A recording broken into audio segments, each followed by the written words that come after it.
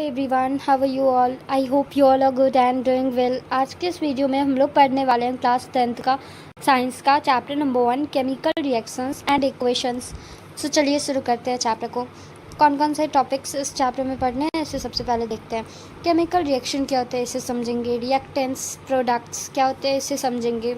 Identification of chemical reactions यानी कि chemical reactions हुआ है ये कैसे आइडेंटिफाई करें, और केमिकल इक्वेशन क्या होता है इसे समझेंगे। किसी भी केमिकल इक्वेशन में कैसे किसी भी सब्सटेंस के फिजिकल स्टेट को इंडिकेट करते हैं इसे समझेंगे। फिर आगे समझेंगे टाइप्स ऑफ केमिकल रिएक्शंस, कौन कौन से टाइप्स के केमिकल रिएक्शन होते हैं। डिकम्पोजिशन रिएक्शन क्या होता है, डिकम्पोजिशन रिएक्शन क्या होता है, थर्मल डिकम्पोजिशन रिएक्शन क्या होता है, इलेक्ट्रोलाइसिस प्रोसेस क्या होता है, फोटोकेमिकल रिएक्शन क्या होता है इसे समझेंगे। डिस्प्लेसमेंट रिएक्शन के कितने टाइप्स होते हैं, single displacement reaction, double displacement reaction, ये सब क्या होते हैं इसे समझेंगे। एक्सोथर्मिक रिएक्शन क्या होता है, एंडोथर्मिक रिएक्शन क्या होता है, ऑक्सीडेशन रिएक्शन क्या होता है, रिडक्शन रिएक्शन क्या होता है इसे समझेंगे। और ऑक्सीडेशन रिडक्शन के क्या इफेक्ट्स होते हैं हमारी डेली लाइफ में इसे समझेंगे। फिर समझेंगे डेंसिटी प्रोसेस क्या होती है, मेथड्स टू प्रिवेंट डेंसिटी यानी कि कौन कौन से मेथड से हम डेंसिटी को प्रिवेंट कर सकते हैं। करते हैं चैप्टर को शुरू। केमिकल रिएक्शन क्या होता है सबसे पहले इसे समझते हैं। Chemical reaction is a change in which one or more substance react to form new substance with entirely different properties यानी कि केमिकल रिएक्शन ऐसा रिएक्शन होता है, ऐसा प्रोसेस होता है जिसमें दो या दो से ज़्यादा सब्सटेंस एक दूसरे के साथ रिएक्ट करते हैं और अलग अलग प्रॉपर्टीज़ की न्यू सब्सटेंस को फॉर्म करते हैं। जो भी सब्सटेंस एक दूसरे के साथ रिएक्ट करते हैं उसे रिएक्टेंट्स कहते हैं, और जो भी न्यू सब्सटेंस फॉर्म होता है अलग अलग प्रॉपर्टीज़ का उन सबको प्रोडक्ट्स कहते हैं। जो भी रिएक्शन के बाद न्यू फॉर्मेशन होता है उसे। तो चलिए एग्जांपल से इसे समझते हैं। जैसे कि सोडियम और वाटर आपस में रिएक्ट कर रहे हैं एक दूसरे के साथ और सोडियम हाइड्रोक्साइड और हाइड्रोजन गैस रिलीज़ कर रहे हैं।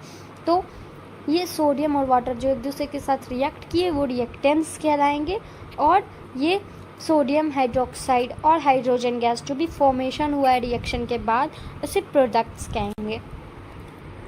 आइडेंटिफिकेशन ऑफ केमिकल रिएक्शंस क्या होते हैं इसे समझते हैं। कोई भी केमिकल रिएक्शंस होता है तो कौन कौन सी चेंजिंग आ सकती है इसे समझते हैं। स्टेट्स में चेंजिंग हो सकता है सब्सटेंस के जो भी एक दूसरे के साथ रिएक्ट कर रहे हैं उनके।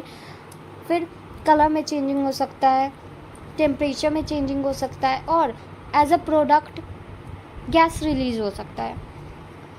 इवोल्यूशन ऑफ गैस उसी को कहते हैं। फॉर्मेशन ऑफ प्रेसिपिटेट क्या होता है यानी कि as a product precipitate form हो सकता है किसी भी रिएक्शन के बाद। जैसे कि प्रेसिपिटेट क्या होता है अब इसे समझते हैं। सॉलिड सब्सटेंस होता है प्रेसिपिटेट जो कि इनसॉल्युबल होता है एक्वस सॉल्यूशन में। इनसॉल्युबल होता है एक्वस सॉल्यूशन में एक सॉलिड सब्सटेंस, उसी को कहते हैं हम प्रेसिपिटेट। आई होप सबको समझ में आ गया होगा। आगे देखते हैं केमिकल इक्वेशन क्या होता है। Chemical equation is the symbolic representation of chemical reaction यानी कि केमिकल रिएक्शन को रिप्रेजेंट करने का तरीका होता है केमिकल इक्वेशन। केमिकल रिएक्शन किसी भी केमिकल रिएक्शन को हम रिप्रेजेंट कर सकते हैं केमिकल इक्वेशन के फॉर्म में। जैसे कि CH4 मीथेन गैस और ऑक्सीजन रिएक्ट कर रहे हैं एक दूसरे के साथ, और कार्बन डाइऑक्साइड और वाटर फॉर्मेशन हो रहा है। तो ये एक रिएक्शन है जिसे रिप्रेजेंट किया गया है केमिकल इक्वेशन के फॉर्म में, तो इसी को कहते हैं केमिकल इक्वेशन। तो अब देखते हैं केमिकल इक्वेशन भी दो टाइप के होते हैं, बैलेंस्ड केमिकल इक्वेशन और unbalanced chemical equation. Unbalanced chemical equation को ना स्केलेटन केमिकल इक्वेशन भी कहा जाता है, और बैलेंस्ड केमिकल इक्वेशन क्या होता है इसे समझते हैं। ऐसा इक्वेशन जिसमें जितने भी एलिमेंट्स प्रेजेंट हैं उनके नंबर ऑफ एटम्स दोनों साइड में इक्वल हो, उसी को कहते हैं balanced chemical equation. Number of atoms her element के इक्वल होने चाहिए दोनों साइड में, इस ऐसे इक्वेशन को कहते हैं बैलेंस्ड केमिकल इक्वेशन। आगे देखते हैं एग्जांपल से इसे समझते हैं। जैसे कि यहाँ पे मैग्नीशियम एक है, मैग्नीशियम एक है, दोनों साइड एक एक है। यहाँ पे सल्फेट का एक मॉलिक्यूल है, यहाँ पे सल्फेट का एक मॉलिक्यूल है, तो ये दोनों साइड इक्वल है। और यहाँ पे हाइड्रोजन 2 है, यहाँ पे हाइड्रोजन 2 है, यानी कि ये हर एलिमेंट जितने भी प्रेजेंट है इस रिएक्शन में उनके नंबर ऑफ एटम्स दोनों साइड में इक्वल है। तो ये रिएक्शन हो गया बैलेंस्ड केमिकल इक्वेशन। अब देखते हैं आयरन। यहाँ पे 3 है आयरन, यहाँ पे भी 3 है आयरन, यहाँ पे ऑक्सीजन 4 है, यहाँ पे ऑक्सीजन 4 है, यहाँ पे हाइड्रोजन 8 है, यहाँ पे हाइड्रोजन 8 है, यानी कि ये इक्वेशन भी बैलेंस्ड केमिकल इक्वेशन है। इसी तरह से हम चेक करते हैं बैलेंस्ड केमिकल इक्वेशन, और जो भी इक्वेशन बैलेंस्ड नहीं होते उन्हें हम भी इक्वेशन को बैलेंस्ड करते हैं खुद से। इससे अगले वीडियो में मैं बताने वाली हूँ कि कैसे बैलेंस करते हैं इक्वेशन को।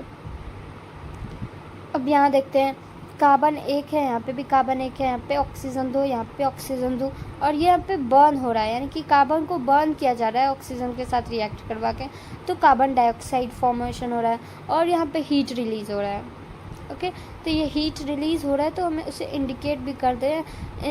इक्वेशन को और इन्फॉर्मेटिव बनाने के लिए हम रिप्रेजेंट भी कर देते हैं कि हीट रिलीज़ हो रहा है। अब देखते हैं physical states of reactant and products can be represented by solid S liquid L, gas G, aqueous acute.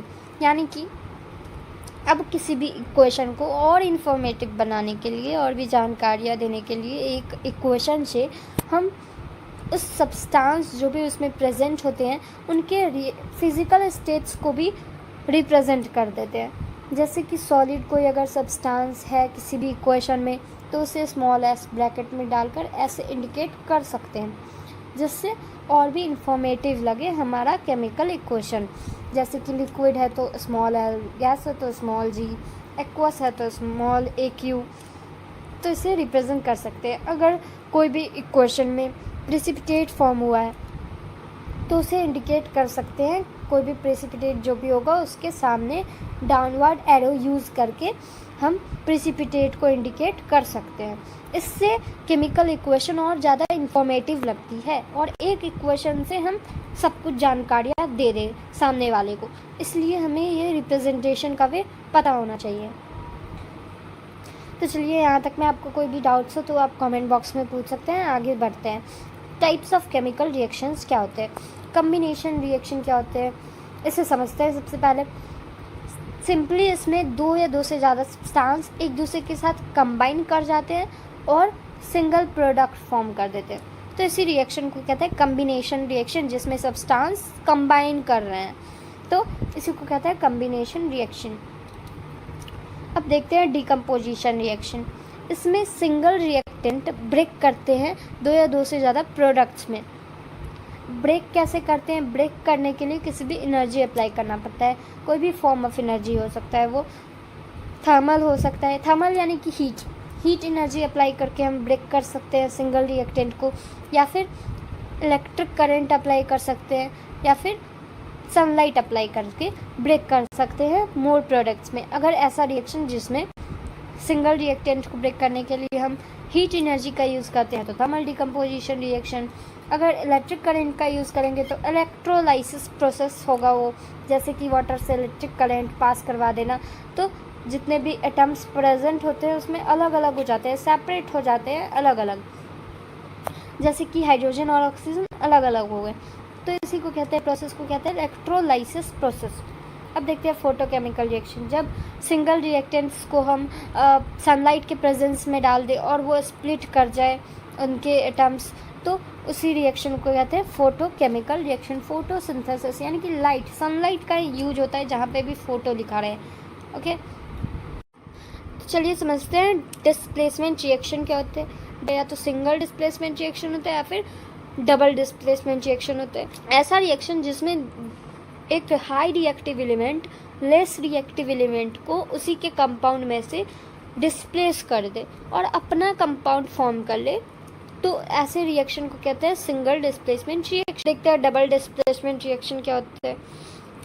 The reaction in which 2 different ions or group of atoms in the reactant molecules, 2 elements जब exchange कर लेते हैं अपने seat को, यानी कि यहाँ पे देख सकते हैं हम, यहाँ पे बी और सी ने एक्सचेंज कर लिया अपने अपने जगह को, तो इसी को कहते हैं आयंस का एक्सचेंज हो जाना, एटम्स का एक्सचेंज हो जाना, तो इसी को कहते हैं डबल डिस्प्लेसमेंट रिएक्शन। ऐसा रिएक्शन जिसमें 2 एलिमेंट्स अपने आयंस या फिर एटम्स एक्सचेंज कर लेते हैं, जैसे कि ये एग्जांपल है डबल डिस्प्लेसमेंट रिएक्शन का।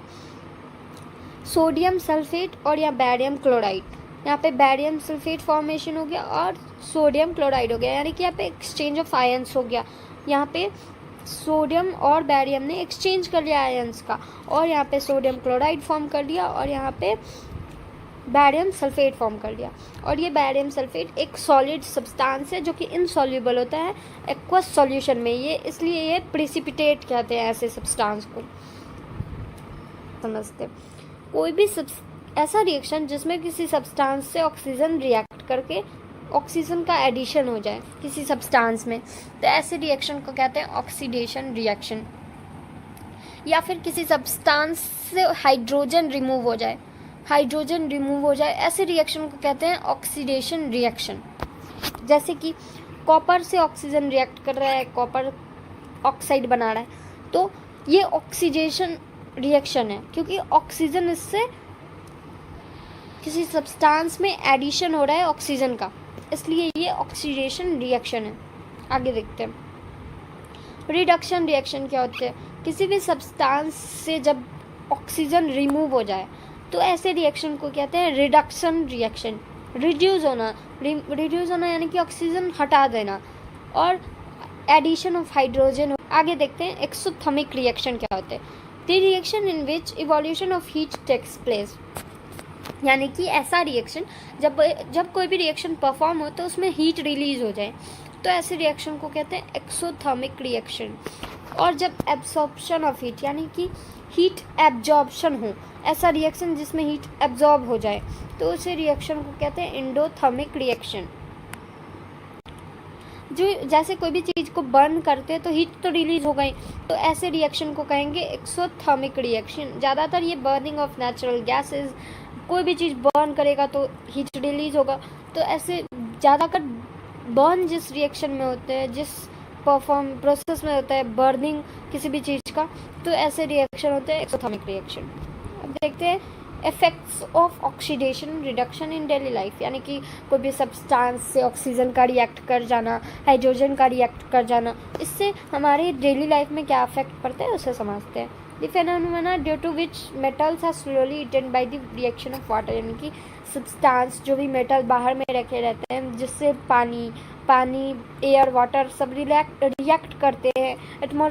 एटमॉस्फेयर में जो भी केमिकल प्रेजेंट होते हैं सब रिएक्ट करते हैं उस सब्सटेंस से, उस मेटल्स से, तो मेटल्स धीरे धीरे खराब होने लगती है और जंग लगना शुरू हो जाता है। जंग यानी कि रस्टिंग ऑफ आयरन, यानी कि आयरन में जंग लगनी शुरू हो जाती है, जिससे कि मेटल खराब हो जाती है।